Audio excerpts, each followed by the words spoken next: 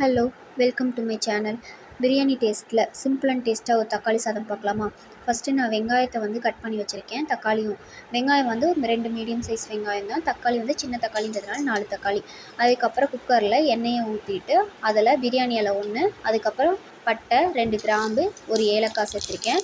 அது நல்லா பொரிஞ்சதுக்கப்புறம் அதில் நான் சோம்பு சேர்த்துருக்கேன். சோம்பு சேர்த்ததுக்கப்புறம் அது நல்லா பொரிஞ்சதுமே நான் வெங்காயத்தை சேர்த்துட்டேன். வெங்காயம் நல்லா ஓரளவுக்கு கோல்டன் ப்ரௌன் ஆனால் போதும். ரொம்ப ப்ரௌன் ஆகணும் அப்படின்ற மாதிரி அவசியம் கிடையாது. அதை ஓரளவுக்கு நல்லா வதக்கி விட்டதுக்கப்புறம் இதில் நான் இஞ்சி பூண்டு பேஸ்ட்டு நான் இப்போ சேர்க்க போகிறேன். இஞ்சி பூண்டு பேஸ்ட்டு சேர்க்கும்போது வெங்காயம் இன்னுமே நல்லா வதங்கிடும். அதனால தான் இப்போதைக்கு இந்த அளவுக்கு போதும் அப்படின்னு சொல்கிறேன். அதுக்கப்புறம் இஞ்சி பூண்டு பேஸ்ட்டு சேர்த்துருக்கேன். அதை இப்போ புதுசாக ஃப்ரெஷ்ஷாக நான் இப்போ தான் அரைச்சி போட்டிருக்கேன். அதில் லைட்டாக ஆயிலும் மிக்ஸ் பண்ணியிருக்கேன். அதுக்கப்புறம் இதையும் நல்லா பச்சை வாசம் போகிற அளவுக்கு நல்லா வதக்கி விட்டுக்கோங்க. இது நல்லா வதங்கினதுக்கப்புறம் தான் நம்ம நெக்ஸ்ட்டு இதே சேர்க்க போகிறோம். பச்சை மிளகாய் இதெல்லாம் நம்ம அப்புறம் தான் சேர்க்க போகிறோம். ஃபஸ்ட்டு இந்த பச்சை வாசம் போயிடுச்சு. அதுக்கப்புறம் நான் இதில் 3 பச்சை மிளகாய் சேர்த்துருக்கேன். எனக்கு காரத்துக்கு தகுந்த மாதிரி நான் 3 போட்டிருக்கேன். உங்களுக்கு எவ்வளோ காரம் வேணுமோ அந்த அளவுக்கு நீங்கள் பச்சை மிளகாய் சேர்த்துக்கலாம். அதையும் நல்லா மிக்ஸ் பண்ணதுக்கப்புறம் இதில் நான் ஒரு கைப்பிடி அளவுக்கு புதினா இலை சேர்த்துருக்கேன். உங்கள்கிட்ட மல்லித்தலை இருந்தால் நீங்கள் அதுவும் யூஸ் பண்ணிக்கலாம். டேஸ்ட் நல்லா தான் இருக்கும். அதை நல்லா வதக்குனதுக்கப்புறம் இதில் நான் கட் பண்ணி வச்சுருக்கிற தக்காளியை மிக்ஸ் பண்ணிக்க போகிறேன்.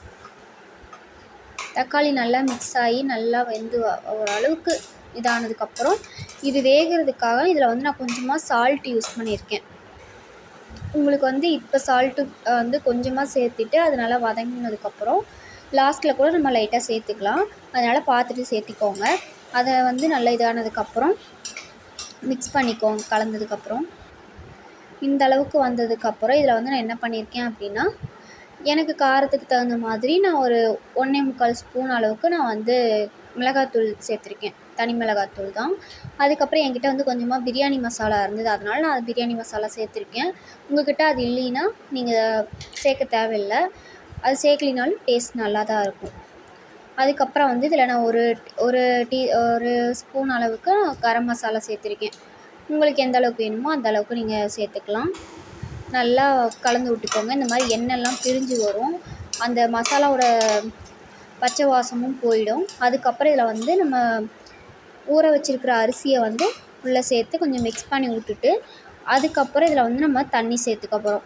நான் இதில் என்கிட்ட அரைப்படி உலக்கு தான் இருக்குது. ஸோ அதில் நான் ஒரு உலக்கு ஃபுல்லாக நான் அரிசி எடுத்துருக்கேன். அதனால் 1.5 செம்பு தண்ணி ஊற்றிக்கிறேன். ஸோ உங்கள் ரைஸுக்கு ஏற்ற மாதிரி நீங்கள் தண்ணி சேர்த்ததுக்கப்புறம் உப்பு செக் பண்ணிக்கோங்க. உப்பு செக் பண்ணிவிட்டு கரெக்டாக இருந்துச்சுன்னா 1 டேபிள் ஸ்பூன் நெய் சேர்த்துக்கோங்க. நெய் சேர்த்ததுக்கப்புறம் இதில் நான் 1/2 லெமன் சேர்த்துருக்கேன். ஏன் அப்படின்னா ஃபஸ்ட்டு தயிர் சேர்க்கலாம். தயிர் இல்லை அப்படின்ற பட்சத்தில் நீங்கள் லெமனும் சேர்க்கலாம். லெமனும் டேஸ்ட்டு நல்லா தான் இருக்கும். அதுக்கப்புறம் குக்கரை மூடி நான் விசில் போட்டுட்டு ஒரு 4 விசில் நான் என்னோடய அரிசிக்கு நான் 4 விசில் விடுவேன். ஸோ 4 விசில் விட்டு நல்லா ப்ரெஷர் போனதுக்கப்புறம் ஓப்பன் பண்ணுறேன். ஏன்னா நல்லா ப்ரெஷர் போனதுக்கப்புறம் ஓப்பன் பண்ணால் தான் நமக்கு இந்த கோயிலெல்லாம் கிடைக்கும் இல்லையா, அந்த குஸ்காலாம் சாப்பிடுவோம்ல, அந்த மாதிரி நல்லா உதிரி உதிரியாக வரும். இல்லைன்னா லைட்டாக குழஞ்ச மாதிரி இருக்கும். ஸோ உதிரி உதிரியாக வேணும்னா நல்லா ப்ரெஷர்லாம் அடங்கினதுக்கப்புறம் நீங்கள் ஓப்பன் பண்ணிக்கோங்க. இப்போ பாருங்கள், நான் கிளறும் போதே எவ்வளோ உதிரி உதிரியாக வருது அப்படின்னு. இந்த அளவுக்கு உதிரி உதிரியாக இருந்தால் சாப்பிட்றதுக்கு நல்லாயிருக்கும். தட்டில் போட்டு காட்டுறேன் பாருங்கள். இது டேஸ்ட்டு ரொம்பவே சூப்பராக இருக்கும். நீங்கள் வீட்டில் ட்ரை பண்ணி பாருங்கள். இதில் காரம் இதெல்லாமே நம்மளோட அளவு தான். ஓகே, பாய். நெக்ஸ்ட் வீடியோவில் பார்க்குறேன்.